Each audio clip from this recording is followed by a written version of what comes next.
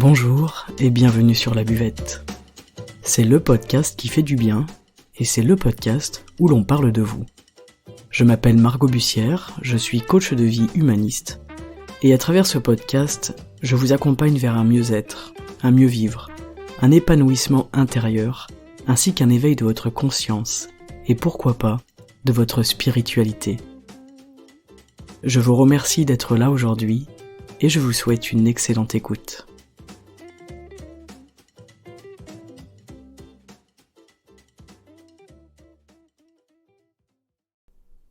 Salut les amis et bienvenue pour cet épisode de 5 minutes.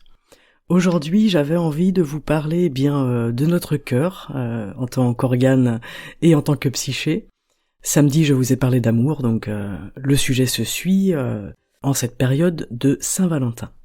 Alors le cœur pour les taoïstes c'est vraiment l'empereur, c'est une vision symbolique qui est très importante, ça veut dire que c'est lui qui commande tout à l'intérieur de nous. Et pour les taoïstes, tout l'enjeu de la vie, c'est de remettre le cœur à sa place, c'est que notre cœur reprenne les commandes. Alors notre cœur, il est aux commandes quand il est alimenté par la conscience et l'amour. Ça tombe très bien, on est sur un podcast qui nous parle de conscience. Quand j'ai conscience et que j'aime, mon cœur s'ouvre. Mais si je manque d'un des deux, il va avoir tendance à se refermer. Alors il peut être plus ou moins ouvert, plus ou moins fermé, ce n'est pas tout noir ou tout blanc. C'est plutôt comme une fleur qui va être en bouton, ouverte et épanouie, ou fermée. D'ailleurs, la fleur de lotus représente le cœur pour les Chinois. Dans le corps, si c'est pas notre cœur qui domine, c'est notre foie.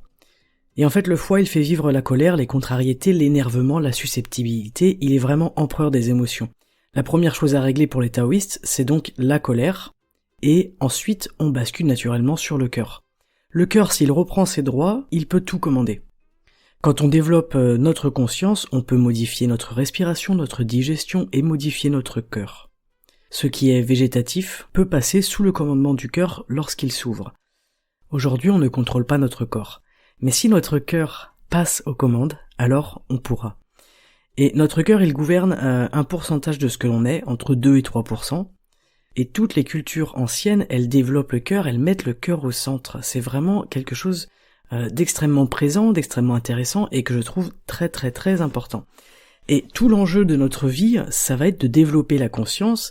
Et plus on va développer la conscience, et moins on sera déstabilisé par les choses extérieures, c'est-à-dire que plus on développe la conscience, plus on va la mettre dans notre cœur. Et en fait, il faut que cet empereur qui est à l'intérieur de nous, il puisse retrouver la maîtrise de son empire, en fait. Tout simplement. On a un pouvoir et une responsabilité qui sont incroyables sur nous-mêmes, et en fait, on peut se changer, s'auto-changer, presque de façon illimitée.